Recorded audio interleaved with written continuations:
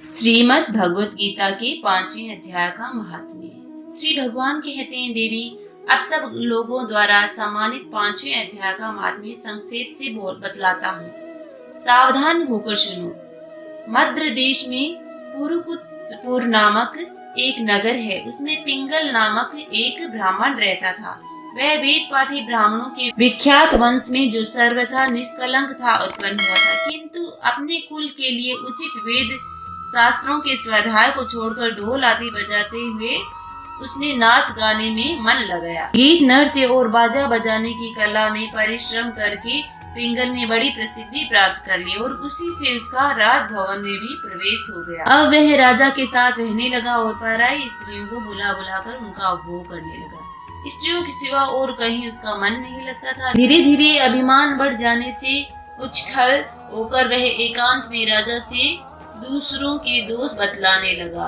पिंगल की एक स्त्री थी जिसका नाम था अरुणा। वह बड़ी नीच कुल में उत्पन्न हुई थी और कामी पुरुषों के साथ विहार करने की इच्छा से सदा उन्हीं की खोज में घूमा करती थी। उसने पति को अपने मार्ग का कंटक समझकर एक दिन आधी रात में घर के भीतर ही उसका सिर काटकर मार डाला और उसकी लाश को जमीन में गाड़ दिया। इस प्रकार प्राणों से वियुक्त होने पर वह यमलोक में पहुंचा और भीषण नरक को भोग करके निर्जन वन में गिद्ध हुआ।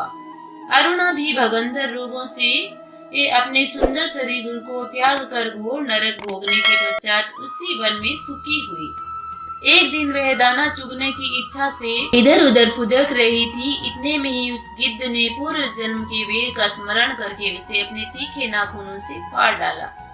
सुखी घायल होकर पानी से भरी हुई मनुष्य की खोपड़ी में गिरी। गिद्ध पुनः उसकी ओर झपटा। इतने में ही जाल फेंकने वाले बहेलियों ने उसे भी बाणों का निशाना बनाया। उसकी पूर्व जन्म की पत्नी सुखी उस खोपड़ी के जल में डूबकर प्राण त्याग चुकी थी। फिर वह क्रूर पक्षी भी उसी में गिरकर डूब गया। अब यमराज के दूत उन दोनों को यमराज के लोक में ले गए। वहां अपने पूर्वकृत पापों को याद करके दोनों ही भयभीत हो रहे थे।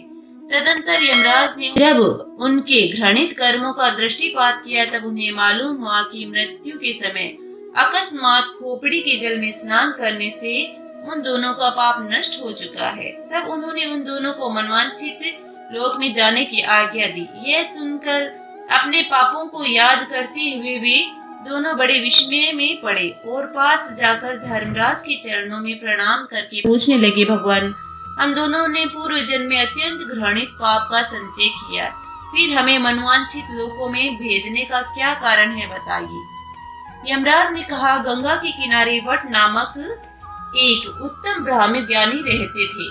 वे एकांत सेवी, ममता रहित, शांत, विरक्त और किसी से भी द्वेष न रखने वाले थे। प्रतिदिन गीता के 5वें अध्याय का जप करना उनका सदा का नियम था।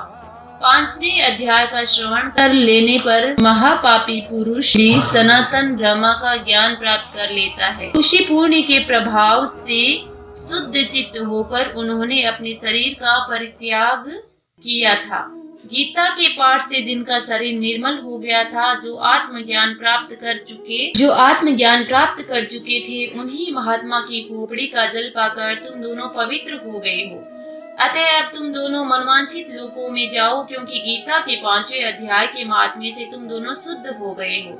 श्री भगवान कहते हैं, उसके प्रति असमान भाव रखने वाले धर्मराज के द्वारा इस प्रकार समझाए जाने पर वे दोनों बहुत प्रसन्न हो और विमान पर बैठकर वैकुंठ धाम को चले गए।